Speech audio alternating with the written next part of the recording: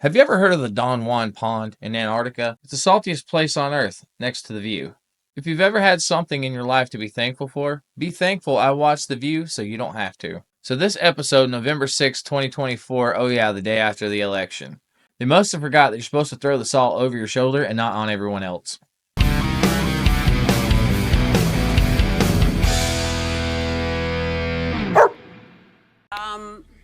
So what happened last night? Anybody do anything interesting? Okay. The 2024 presidential race ended yesterday, and this is what the country and the world woke up to this morning. Take a look. This was a movement like nobody's ever seen before. And frankly, this was, I believe, the greatest political movement of all time. And now it's going to reach a new level of importance because we're going to help our country heal. We have a country that needs help, and it needs help very badly. We're going to fix our borders. We're going to fix everything about our country. America's future will be bigger, better, bolder, richer, safer, and stronger than it has ever been before. God bless you, and God bless America. Thank you very much. So, how you feel? Pretty good, thanks for asking. Sounds like somebody who cares about America to me. We need to heal. We need to fix our borders. We need help. And that our future be bigger, better, bolder, richer, safer, and stronger than it ever has been before. God bless you, and God bless America. And the first reaction everyone sees from Whoopi is that this statement is obviously malarkey. So, how do you feel about how bad it obviously is, and unpatriotic, and just, what is wrong with you, fart lady? I made another video. If you haven't seen it, it's out there. My takeaway is that the system works. We live in a democracy. People spoke. This is what people wanted. I vehemently disagree with the decision that Americans made, but I feel very, very hopeful that we have a democratic system in this country. We should value it. We should love it. What do you say? Of course we should value and protect and love it. Joy, the system works when you let it. My dad told me a long time ago when I was overly stubborn, if you're right and the entire world is wrong, it's probably you. I vehemently suggest that you reassess the will of the people instead of the propaganda you're paid to distribute. Echoing the sentiments, Joy, one of the first thing I wanted to say for anyone that needs an example of when the person you voted for does not win, you do not say the system must be broken or that it was rigged. Vladimir Putin himself directed the covert cyber attacks against our electoral system, against our democracy, apparently because he has a personal beef against me. Now I will echo a sentiment, the sentiment of the American people who say that a Democrat censored their free speech or choked off their access to relevant and pertinent information, who supported BLM rioters burning down black businesses or burning down police vehicles, and at the same time pushing for the harshest penalties for people who simply walked into a building on January 6th. Clarification, I will disavow, as Trump did, the violent ones, the ones who hurt people and broke things. But some of those people have been held now for 3 years with no charges. So now I'll echo the sentiment of the Democrat Party. If J6ers deserve to be locked away for simply walking into a building, then what's the difference for people who, I don't know, say walked across the line illegally into the USA? It's hypocrisy. Forget that you advocated for it or even allowed it to happen in the first place. Put your money where your mouth is, follow your own principles, lock them up. Or at the very least, shut up. Why did I go off on this tangent? The system. You do not say the system. Oh yeah, the system, it's rigged. Is it the outcome I wanted? No, but we live in a democracy. I have my vote. Right. Millions of people cast their votes did. And what's important to me is this. Tens of millions of Americans, our friends, our neighbors, our family members, voted for Donald Trump. We disagree with him. I know we all do at this table, but they are good, decent people who are patriots and love this country. And I can't speak to what drove them to the conclusion of being with him, but I think it is a moment for us to listen to each other, to hear each other, express what our concerns are. I've spent the last 4 years doing that, and also listen to people who are with him, because this is a country that there is truly more that unites us than divides us. I know it doesn't feel like that for many people in this moment, but we need to bring down the temperature, the name calling, the demonizing, let the other side, if they want to do that, they can do it. But I think it is a moment to listen to the voters. And this, I have to say, I've always thought he could win. I thought in the final stretch she might eke it out. I didn't expect it to be this resounding, and I think there are some lessons from it.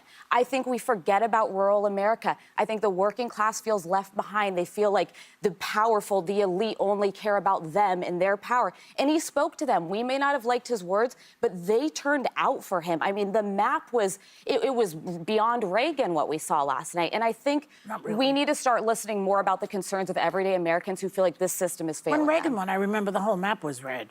Yeah. It was pretty red last night. Thank you, madam. I will say your full name here, Alyssa Farrah Griffin. Thank you for giving an actual coherent, unbiased opinion, which I respectfully disagree with. It's your point of view, and you gave it without lying, without insults, and this America is what we need more of. Sonny, on the other hand, is the exact opposite of Alyssa Farrah Griffin here. Everyone else up to this point only had one dumb thing to say, but you, madam, have taken the proverbial cake and thrown it straight into a wood chipper. Here we go. Sonny. I think if you look at the New York Times this morning, the headline was America Makes a Perilous Choice. I think that in 2016, we didn't know what we would get from a Trump administration, but we know now. And we know now that he will have almost unfettered power. If you were so worried about a second Trump term, then in 2020, when we would have ended up with Democrat House, Democrat Senate, Republican president, your pals in Washington should have not stolen the election. Allegedly, of course. So enjoy the fruits of your labor, because if it's truly as bad as you say, it's your fault. I worry about my children's future, especially my daughter, who now has less rights than I have. Name a right that you have that your daughter doesn't. You can't. Didn't think so. And I remember my father telling me many, many years ago that I was the first person in his family to enjoy full civil rights. And now I have less civil rights than I had when he told me that. Name a right you had back then that you don't now. Can't. Didn't think so. I'm profoundly disturbed that the 14th Amendment of the Constitution did not prevent someone who participated in an insurrection from becoming president of the United States. You can't believe that the Constitution wouldn't prevent somebody who committed an insurrection from becoming president. You can't make this stuff up. The same Constitution that says a well-regulated militia is necessary to secure the state from a tyrannical government, you can't believe that a document that actually gives power to the people would prevent somebody who's fighting for the people from becoming the president of the people, just because they committed what you call an insurrection. I suggest you, madam, go back and read, any of the Constitution. And I'm also worried about Elon Musk warning Americans to prepare for temporary hardship. Please, oh please, let's talk about hardship. January 20, 2021, Keystone Pipeline, $5 a gallon. I'm surprised at the result, but I'm not surprised. As a woman of color, I was so hopeful that a mixed-race woman married to a Jewish guy could be elected president of this country. And I think that it had nothing to do with policy. I think this was a referendum of cultural resentment in this country. And there it is. Donald Trump won because of racism. Brown people bad. Let me tell you something. Your narrative has failed at this point. Now you're just embarrassing yourself. Instead of blaming everything on racism, maybe take a look at what Kamala did wrong. Practically everything. There is not enough racism in this country to sway an election. Period. Can I prove that? Yes, I can. Because I've said it before, and I'll say it again. Run Candace Owens and see if we don't end up with our first black female president. And then, for the love of God, shut up about racism. This video is only going to get 14 viewers. I have no regrets. Yep. I worked hard as hell to elect the first Black Asian woman president.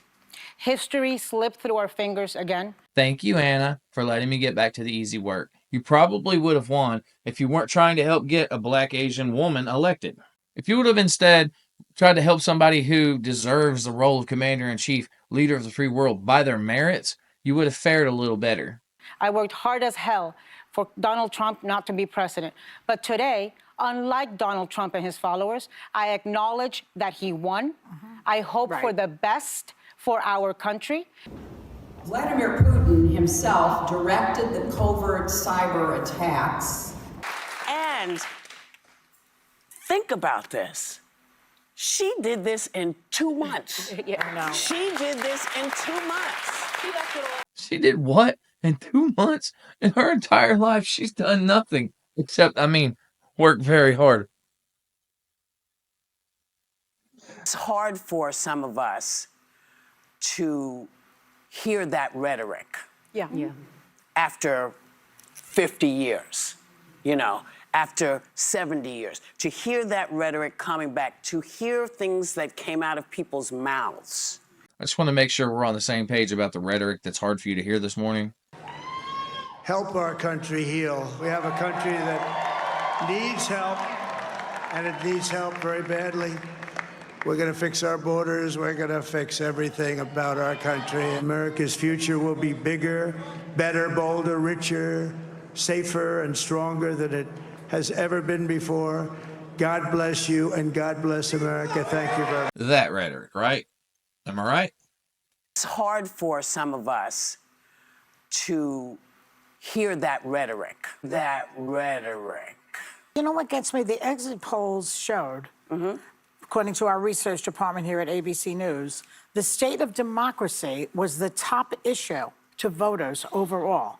So that says that they voted for a guy who wanted to overthrow the election, who also said he would be a dictator on day one, and they also said that democracy was number one. So I'm concluding that maybe they don't believe him. But I think No, that it's means, a I think it Rorschach means test. It different means a things. different- I what? think democracy means different Different things. things. It means a different to different thing. people. Well, when you're trying to overthrow a legitimate election and you say you're going to be a dictator, I don't know how you interpret that any other way. Or, and I'm just spitballing here, maybe they do believe him, and that 16 million votes as opposed to the last election don't randomly just show up at 3 a.m. for a man who literally hid in his basement the entire time.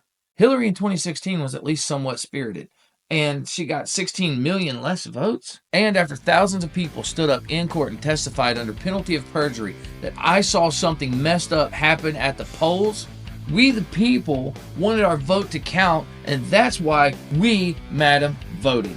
If you like what I do, please leave a like. They really help. Consider subscribing, and I'll see you next time.